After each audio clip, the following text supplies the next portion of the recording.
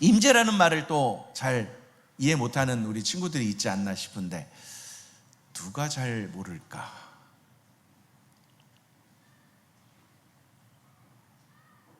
우리 이한 형제, 임재라는 말 알아요? 그렇지.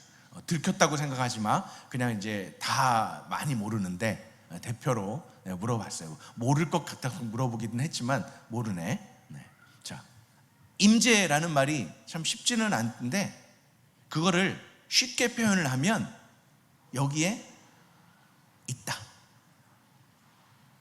여기에 계시다, 나와 함께 있다, 나와 함께 계시다 라는 걸 포함해서 오시는 거예요. 여기에 계속 계시기도 해요. 그러나 내가 어디를 가든지 그곳에 계신다. 그러니까 임재라는 말을 어떤 사람에게 쓰기보다는 하나님께 씁니다. 하나님이 여기도 계시고 오늘이 홀리 임팩트에만 계신 게 아니라 다른 나라, 다른 민족, 다른 교회, 다른 장소에도 동일하게 계신다, 임재하신다, 함께 하신다. 이렇게 좀 이해를 하고 오늘 말씀으로 함께 들어가 보겠습니다. 우리가 드리는 모든 예배는요, 사람들의 모임으로 만족하거나 은혜롭다거나 볼거리가 있거나 원하는 정보를 알아냈다거나 친구나 연인을 만나는 것에 초점이 가 있지는 않습니까? 여러분은 여러분이 드린 예배에 대해서 무엇으로 잘 드렸다라고 판단을 하십니까? 아, 내가 오늘 예배를 잘 드렸어 라고 할 때 그 잘 드렸다라고 하는 것을 무엇으로 기준을 삼아서 판단을 할 수 있을까요? 아니면 대충 드렸다라고 또 판단하는 그 기준은 뭡니까? 판단하라는 것은 아니에요. 그러나 생각해 보자는 겁니다. 예배의 성공과 실패를 나눈다는 것이 너무 우스워요. 누군 예배에 성공했고 누군 예배에 실패했다, 이런 거를 나누기는 좀 우스운 얘기지만 생각해 보자는 거예요. 무엇으로 내가 드린 예배의 좋고 나쁨을 가늠하게 됩니까? 오늘 예배 좋았어, 오늘 예배 별로였어. 무엇으로 그것을 가늠하냐는 거예요. 당연히 목사의 시선이 아닙니다. 그냥 목사가 봤을 때 너 예배 그런 식으로 드리지 마, 아이고 예배 잘 드리네, 이게 기준일까요? 아니면 다른 회중들이 볼 때 오늘 예배는 괜찮았던 것 같아, 분위기가 괜찮았던 것 같아, 그런 어떤 게 기준일까요? 아니면 예배 드리는 여러분 한 사람 한 사람 자신이 기준이 돼야 되겠습니까? 그냥 내 기준이야. 다른 사람이 좋았다고 그래도 나는 별로였으면 별로고, 다른 사람이 별로였어 그런데 나는 좋았고, 그러면 그게 기준이 되는 것가요? 어때요 여러분들? 예배가 예배되게 하는 게 무엇입니까? 당연히 성찬이 있고 말씀이 있으면 예배의 요소이긴 해요. 당연히 예배를 받으시는 분에게 달려있는 것이 아닐까요? 건물도 분위기도 사운드나 시스템도, 그리고 예배를 드리는 회중의 구성 요소도 때로는 중요한 작용을 하기도 합니다. 그러나 오늘 우리가 함께 생각해 보고자 하는 것은 예배의 중심, 예배의 핵심, 예배의 본질, 그걸 들여다보기 원합니다. 예배를 이루고 있는 많은 요소들 중에 할당된 시간의 비중을 따라서 나누면 뭐가 가장 좀 핵심일 것 같아요? 할당된 시간이요. 설교 시간. 목사님이 제일 많이 할당하잖아요. 그 다음 그 다음 어떤 시간이에요? 좀 전에까지 했던 기도 시간 전에 뭐였죠? 찬양 시간. 그러니까 예배를 이루고 있는 그 요소들이 할당된 시간으로 따지자면, 그 비중으로 따지자면 설교가 가장 많고 길고, 그 다음 찬양 시간이고, 그걸로 중심, 그걸로 핵심이라고 말할 수 있을까요?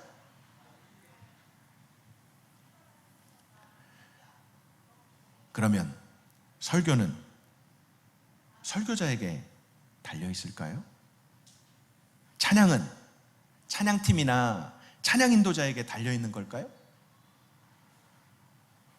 오늘 우리가 읽은 마태복음 18장 20절 바로 앞에 19절부터 20절을 다시 한번 읽어 보겠습니다. 19절과 20절입니다. 함께요. 다시 내가 진실로 너희에게 말한다. 너희 가운데 두 사람이 땅에서 어떤 일이든지 마음을 모아 간구하면 하늘에 계신 내 아버지께서 그들에게 이루어 주실 것이다. 두세 사람이 내 이름으로 모이는 곳에는 나도 그들 가운데 있다. 예수님께서 제자들에게 하신 말씀이에요. 또한 오늘 우리에게 동일하게 하신 말씀이기도 합니다. 그리고 이것은 약속입니다. 무엇을 약속하신 건가요? 먼저 19절을 보십시오. 준비됐나요? 19절을 보십시오. 안 돼 있나요? 아니, 그 19절 말고 다음. 저기 있네. 뭘 약속한 거예요? 땅에서 어떤 일이든지 마음을 모아 간구하면 어떻게 하시겠다고요?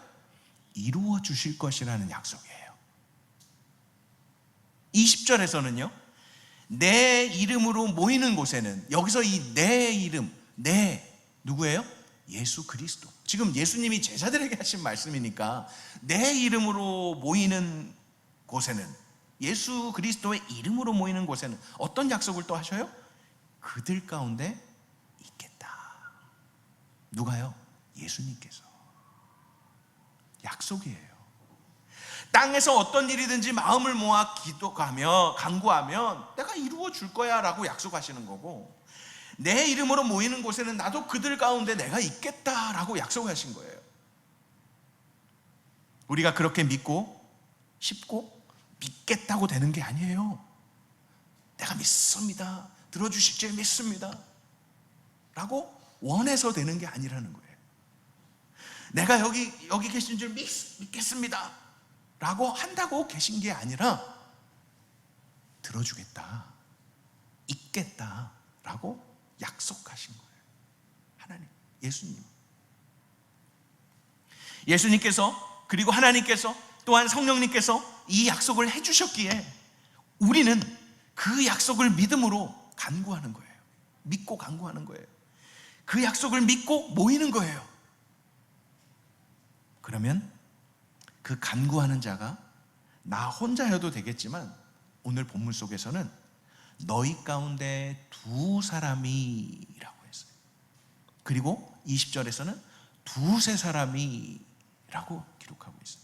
19절에서는 두 사람이, 20절에서는 두세 사람이. 다시 말하면 많고 적음의 문제라기보다 약속하신 이의 약속으로 인하여 구하면, 약속하신 이의 그 약속을 믿고 모이면 들으시겠다고, 함께 하시겠다고 약속하셨기에 그렇게 되는 것입니다.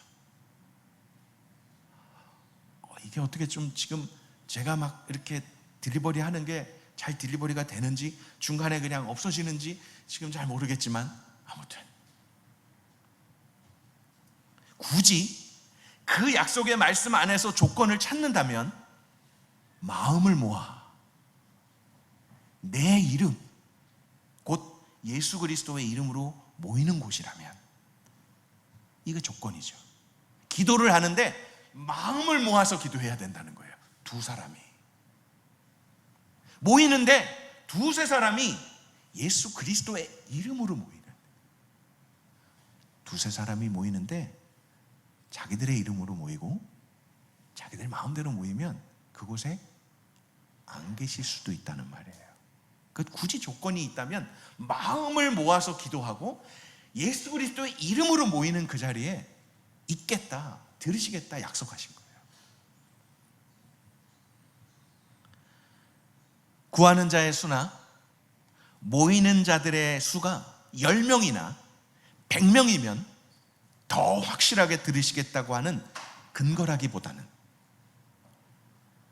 두세 사람이라고 말씀을 하실 때 두 사람보다는 100명이 더 내가 잘 들어줄 거야 구하면, 두세 사람이 모이는 것보다 50명, 100명이, 1000명이 모이면 내가 그들 중에 더 있을 거야 라는 게 아니라는 거예요.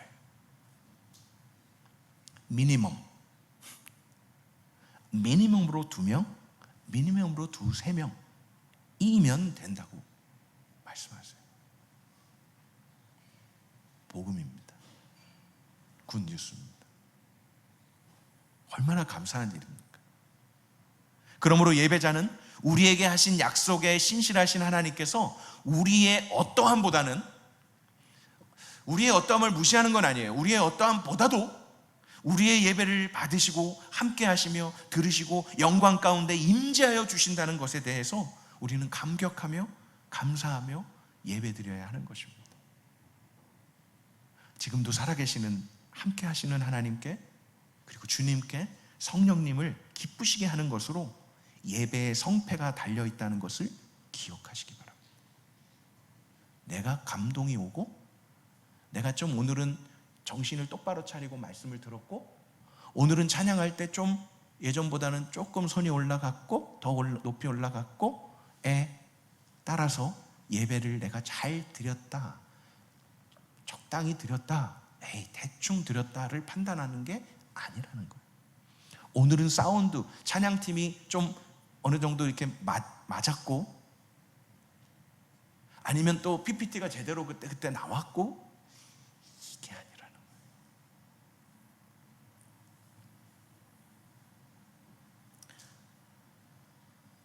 사랑하는 호림 여러분, 어느 누구도 예배의 중심이 될 수 없습니다. 사랑하는 호림 여러분, 오늘 이 말씀과 같이 제자들과 함께 하실 것이라는 그런 약속하신 주님에 대한 이 경험의 기대감을 갖고 하나님의 집에, 예배의 자리에, 그분의 임재하시는 곳에 여러분들 와 있습니까? 주님께서 승천하시기 전에 선교 명령을 주시면서 순종하는 사람들에게 내가 세상 끝날까지 너희와 함께 있을 것이다 라고 약속하셨습니다. 마태복음 28장 19, 20절의 말씀이에요. 오늘 우리가 읽은 말씀은 18장 말씀이고 28장에도 또 약속의 말씀을 하시죠.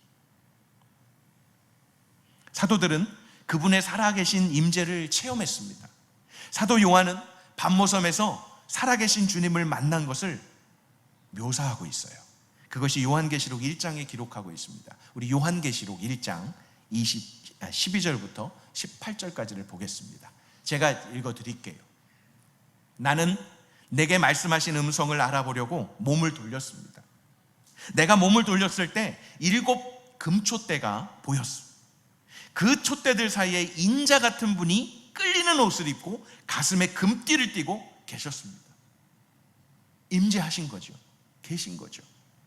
그리고 그분의 머리와 머리칼은 흰 양털과 눈처럼 희고 그분의 눈은 타오르는 불과 같고 그분의 발들은 용광로에서 재련된 청동 같고 그분의 음성은 많은 물소리와 같았습니다. 이것은 사도 요한이 예수 그리스도의 그 임재를 표현하는 가장 표현을 한다고 노력한 거예요. 16절, 그는 그분의 오른손에 7 별을 들고 계셨으며 그분의 입에는 좌우의 날선 검이 나왔고 그분의 얼굴은 해가 힘있게 비추는 것 같았습니다.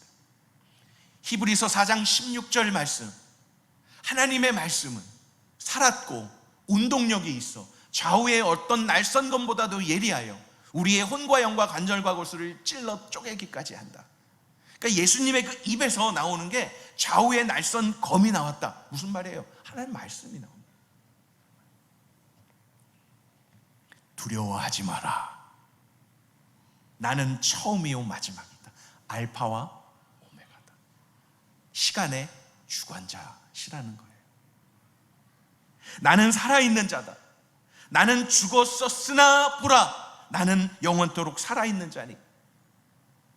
부활하신 예수 그리스도. 나는 죽음과 음부의 열쇠들을 가지고 있다. 뭐예요? 죽음에 대한 약속, 심판에 대한 약속을 다 해결할 수 있으신 분이라는 거예요. 예수님. 친히 예수님이 요한에게 나타나셔서 보이시며 말씀해 주셨어요. 이것만큼 중요한 게 어디 있어요? 그냥 카톡으로 약속한 것도 아니고 편지로 약속한 게 아니라 친히 나타나셔서 요한에게 약속해 주신 거예요. 뭐 비유로 들기가 참 그렇지만 여러분들이 존경하는 사람 누가 있어요? 어떤 존경하는 사람이 있을 거 아니에요? 근데 그 사람이 전화만 걸어서 너 내일 나랑 점심 먹을래? 점심 약속할래? 그래도 막 좋지 않아요? 그런데 친히 와서 야, 내일 점심 먹자, 너랑 약속하려고 왔어, 이러면 더 정말 기대되고 정말 황송하죠. 감동이겠죠. 그러니까 예수님이 사도 요한에게만 오신 게 아니라 사도 요한을 통해서 우리에게 약속하시는 거예요. 나는 살아있는 자다. 나는 죽었었으나 보라, 나는 영원토록 살아있는 자니 나는 죽음과 부와 음부의 열쇠를 가지고 너희와 함께 하겠다라고 약속하신 거예요. 이제 오늘도 우리 한 4가지 정도로 짧게 살펴보려고 합니다. 그렇게 임재하셔서 뭘 하시겠다는 건지, 예수님이 나타나셔서 우리와 함께 하셔서 우리에게 오셔서 계셔서 임재하셔서 뭘 하시겠다고 하는지 한번 4가지로 생각해 보고자 합니다. 첫 번째, 그리스도 예수는 언제나 칭찬으로 임재하십니다. 오늘 조는 사람이 졸 것 같은 사람 딱 2명 봤고요, 조는 사람은 없었어요. 너무 감사해요. 지난주는 11명이 막 사경을 헤매고 막 있어갖고 제가 중간에 좀 그랬는데, 오늘은 딱 2명이 갈까 말까 하는데 아직 좀 다시 돌아오려고 막 해서 너무 감사해요. 지금 제가 뭐 한 거예요? 혼낸 거예요? 칭찬한 거예요. 지난주에 비하면 너무 말씀을 이렇게 진짜 떨어져라 봐서 오히려 쟤네들이 좀 혼나야 될 것 같아요. 좋아요. 우리 미래의 호림들 화이팅. 빨리 와. 하나님, 예수님은 언제나 칭찬으로 임재하십니다. 그래서 우리는 찬양을 드려요. 우리가 하나님께 드리는 찬양은요, 그냥 용어를 그렇게 하는 거예요. 워십인데 하나님께 드리는 칭찬인 거예요. 하나님 살아계십니다. 하나님 전능하십니다. 하나님 크고 높으십니다. 하나님을 칭찬하는 거예요. 하나님이 먼저 우리를 칭찬하시죠. 야, 너희들 왔구나. 너희들의 예배를 내가 얼마나 기뻐하는지 아니? 너 나의 기쁨이다. 막 칭찬하시죠. 송아시아에 보내는 7편지를 연구하면 칭찬의 말이 포함된 것을 알 수 있어요. 그리스도는 우리가 예배하러 올 때 그분의 임재에 민감하기만 하면 우리의 삶과 일에 가치 있는 것을 가지고 칭찬하세요. 너 지난 한 주간 동안 참 수고했다. 네가 나의 이름을 높여드리기 위해서 학교에서나 일터에서 참 수고했다 라고 칭찬하시는 거죠. 그분이 여러분의 삶에 칭찬하실 것이 무엇입니까? 여러분이 스스로 여러분을 칭찬하는 게 아니라 하나님이 나를 어떤 칭찬을 하실까? 여러분을 통해서 직장이나 학교에서 가지고 있는 여러분의 야심을 칭찬하실 수 있을까요? 흑심이 아닌 야심은 좀 다르죠. 내가 직장에서 내가 학교에서 내가 공부 열심히 해서 그게 하나님의 얼굴과 영광을 위해서 구하고 그렇게 열심으로 하는 것과 내가 이렇게 이거하고는 또 달라요. 그러니까 내가 이러면 야심 쪽으로 가야 되죠. 두 번째, 예수님은, 그리스도는 언제나 죄를 깨닫도록 하기 위해서 임재하십니다. 그러니까 예배의 자리에는 칭찬만 있는 게 아니에요. 예배 자리에 임재하셔서 우리의 죄를 깨닫게 하기 위해 임재하셔요. 우리는 이것을 부끄러워합니다. 죄가 드러날 때 부끄러워해요. 많은 사람들이요, 하나님은 단지 흥을 깨는 분이라고 생각합니다. 아니 그냥 예배 받으시지 왜 우리의 죄를 드러내셔갖고 이렇게 부끄럽게 만듭니까? 정말 분위기 못 맞추시네요, 하나님.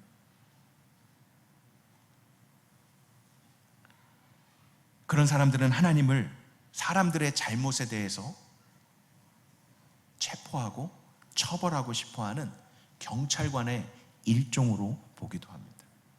여러분, 운전하는 형제자매들, 운전할 때 누굴 가장 신경 써요? 당연히 지나가는 사람도 신경 써야 되고, 또 옆에 있는 차, 옆에 차선에 있는 차도 신경 써야죠. 근데 늘 신경 쓰는 거 있잖아요. 이렇게 막 깜빡이는 차가 이렇게 뒤에서 오면 굉장히 신경 쓰지 않아요? 혹시 내가 뭐 이러지 않아요? 저도 그래요.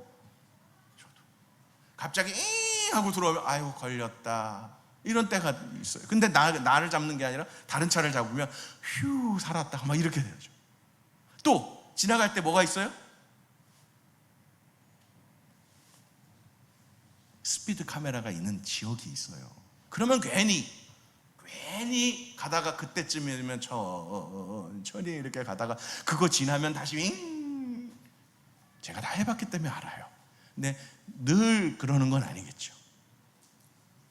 마치 하나님의 임재를 느낄 때 나의 이 더럽고 추악한 죄가 드러나면 어떡하지?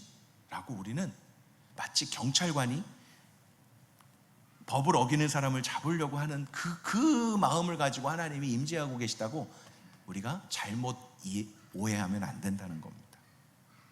하나님은요, 죄를 미워하시지만 죄인은 사랑하시는 분이십니다. 죄는 본질상 파괴적이기에 하나님은 죄를 미워하셔요. 죄가 사람에게 주는 영향 때문에 하나님은 죄를 반대하십니다. 평화를 사랑하는 사람은 전쟁의 악이기 때문에 전쟁을 반대하는 거예요. 의사는요, 질병에 대해 내가 원수가 되기로 맹세한 사람들이 의사예요. 그 질병을 미워하고 없애려고. 악에 대해 반대하지 않는다면 어떨까요? 하나님은 하나님이 아니신 것입니다. 의사가 병을 인정해야 하는 건 맞지만 그 병을 없애려고 안 하고 병을 더 막 이렇게 키우기를 원하는 의사가 있다면 그게 의사겠어요? 그 병을 더 키워갖고 오면 내가 더 돈을 많이 버니까 이게 의사인가요? 아니잖아요. 판사가 더 큰 벌을 받은 사람에게 더 큰 죄값을 선고하기 위해서 괜찮아, 더 크게 줘, 이렇게 말하는 판사는 판사가 아니듯이 말입니다. 하나님은 우리의 죄를 싫어하시지만 죄 있는 자가 나와서 그 죄를 해결하고 그 죄를 짐을 벗어버리고 떨어뜨리지 말고 벗어버리고 그리고 그 죄를 이기고 하나님의 자녀로 살기를 원하시는 거예요. 그러니까 하나님의 임재 가운데 언제나 하나님은 죄를 깨닫도록 하기 위해서 임재하신다는 거예요. 오직 희망 없는 자기 중심적인 사람만이 교만해서 자신의 삶에서 이미 모든 악을 제거했다고, 도덕적이며 또 최고의 상태를 도달했다고 착각하는 자들에게 죄를 깨닫게 하세요. 그래서 이게 아니었구나, 내가 하나님 앞에 무지했구나, 하나님 앞에서 내가 잘난 척했구나 라는 걸 깨닫고 두 손 들고 기법하는 것이요, 하나님이 하신. 기억하세요. 우리 중 어느 누구도 하나님의 임재 앞에서 자유로울 수 있는 의인은 없습니다. 하나도 없습니다. 하나님의 임재 앞에서 우리는 언제나 죄인입니다. 그런 우리의 죄를 깨닫도록 하시지만 그 임재 앞에 서게 하시는 분도 예수님이세요. 죄인이니까 어떻게, 나 같은 죄인이 어떻게 나눔 좀 하시겠어요? 나 같은 대표기도 좀 나 같은 죄인. 아니요, 죄인이니까 해야 되는 거예요. 성찬 예식도 마찬가지예요. 한 주간 깨끗하게 거룩하게 살은 사람만 성찬 예식을 참여한다면 그건 복음이 아니에요. 예수 그리스도의 죽어주심은 우리의 죄 때문이에요. 내가 거룩하게 살았기 때문에 예수님 더 이상 안 죽으셔도 돼요, 예수님의 피 필요 없어요, 그건 복음이 아니에요. 내가 죄인이기 때문에 오늘 많이 떨어지네. 마음이 철렁 떨어져요. 하나님의 임재 앞에서 우리는 언제나 죄인이라는 걸 깨닫으면 하나님이 나와 함께 하시는구나 라는 걸 고백하게 됩니다. 세 번째, 그리스도는 어드바이스, 조언하기 위해 임재하십니다. 교회에 보내는 요한계시록 2장과 3장에 이 소아시아 7교회의 서신 전반에 계속되는 반복되는 주제가 있습니다. 그것은 뭐냐면 귀 있는 자는 성령께서 교회들에게 하시는 말씀을 들을지어다. 반복돼요, 그 말이 각 교회들마다. 이 서신 전반부에 변화가 일어나야 하는 부분과 관련해서 개교회에 대한 특정한 교훈이 막 주어져요. 빌라델피아, 서머나, 에베소 다 그 교훈해 주시는 그것들이 다양하게 달라요. 특별히 주님의 성품에 관해서 조언해 주십니다. 주님이 동료와 가족에 대한 어떤 기회들과 책임에 대해서 조언하십니다. 주님께서 직업 선택이나 어떻게 행해야 하는가에 대해서도 조언해 주십니다. 성경. 그래서 하나님의 말씀을 읽자는 거예요. 거기에 뭐 어디 무슨 과로 가라고, 뭐 무슨 직종을 정하라고 나오나요? 안 나오죠. 그런데 성경을 읽으면 내가 이 직업을 통해서 하나님께 영광을 돌릴 수 있겠구나. 내가 이 사람을 만나게 하신 하나님의 뜻이 무엇인지를 알겠구나 라고 말씀을 통해서 깨닫도록 조언해 주신다는 거예요. 마지막 네 번째, 그리스도는 위로하고 격려하려고 임재하십니다. 예수님은요, 두려움에 굴복하지 말고 믿음을 갖도록 제자들에게 계속해서 조언하셨어요.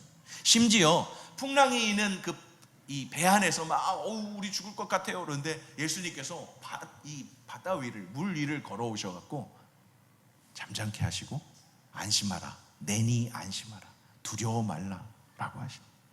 예수님은 제자들에게 믿음의 삶이 승리의 삶이라는 것을 확신시켜 주셨습니다. 예수님께서는 삶에 직면한 제자들에게 용기와 자신감과 격려를 주셨을 뿐 아니라 죽음의 경험 앞에서 직면한 이 제자에게 위로와 희망을 주십니다. 죽은 자로부터의 부활로 말미암아 예수님은 죽음이 끝이 아님을 확신시켜 주십니다. 예수님은 그들에게 영원한 삶의 실제에 대해서 입증하여 주십니다. 우리 말씀 요한복음 15장을 읽고 말씀을 마치고자 합니다. 요한복음 15장 16절입니다. 우리 자매님들이 예쁜 목소리로 읽어주면 감사하겠습니다. 시작.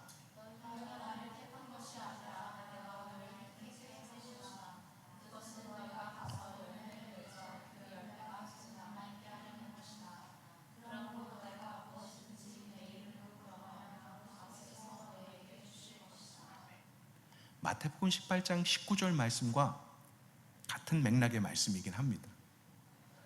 너희가 구해서 내가 주는 게 아니고, 너희가 나를 택한 게 아니라 내가 너희를 택했고, 내가 너희와 함께 하는 거고, 내가 너희의 기도를 응답하는 거고, 내가 너희가 구할 때 들어주겠다, 함께 하겠다. 21절 22절을 우리 형제들이 읽겠습니다. 21절 22절 시작.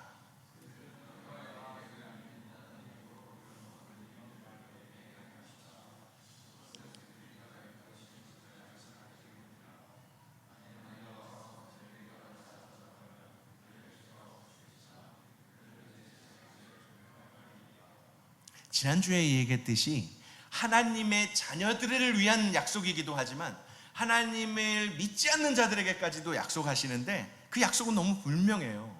믿으면, 약속을 믿으면 그 약속이 이루어지는 거고요, 약속을 믿지 않으면 파기되는 거잖아요. 약속을 어긴 거잖아요. 그러니까 아무것도 아닌 거예요. 내 이름으로 믿는다는 이유로, 예수 그리스도의 이름을 믿는다는 이유로 이런 모든 일들을 너희에게 행할 것이다 약속하시는 거예요. 그런데 나를 보내신 분을 알지 못하는, 나를 보내신 분 하나님을 거부하고 믿지 않는 자들, 그들은 핑계할 수 없어요. 변명할 길이 없어요. 약속을 이미 하셨기 때문에. 마지막 26절 27절 다 같이 함께 읽겠습니다. 시작. 내가 아버지께로부터 너희에게 보낼 보혜사 곧 아버지께로부터 오시는 진리의 성령이 오시면 그분이 나를 증거해 주실 것이다. 너희도 처음부터 나와 함께 있었으므로 내 증인들이 될 것이다. 아멘. 성령님이 오셔서 지금 우리와 함께 하시는 그 임재는 예수님의 임재와 하나님의 임재를 동일하게 하나님의 임재로, 삼위 하나님의 임재로 우리가 고백할 수 있는 근거가 됩니다. 성령님이 오셔서 우리와 함께 하심으로 하나님의 임재를 경험하게 하십니다. 느끼게 하십니다. 그리고 고백하게 하십니다. 그리고 그런 하나님의 임재를 경험한 사람들이 세상에 나아가서 교회에만 하나님 계신 거야 라고 말하는 게 아니라 지금 우리 직장에도, 우리 학교에도, 우리 가정에도 하나님이 함께 하셔 라고 증인이 되는 거예요.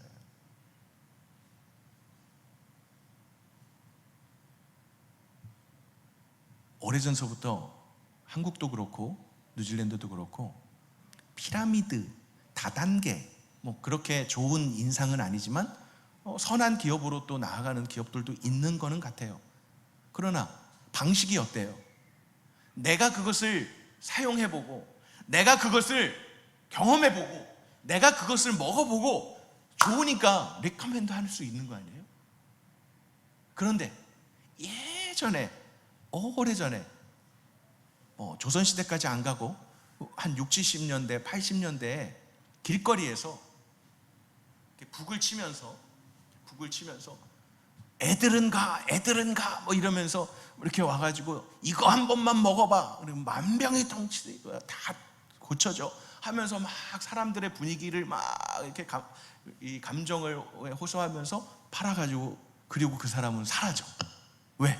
이제 먹고 효과가 없다는 게 발각되면 잡히니까. 그죠? 물어달라고 그러잖아요. 바꿔달라고 그러잖아요. 그러니까 이제 팔는 게 목적이야. 팔고 도망가.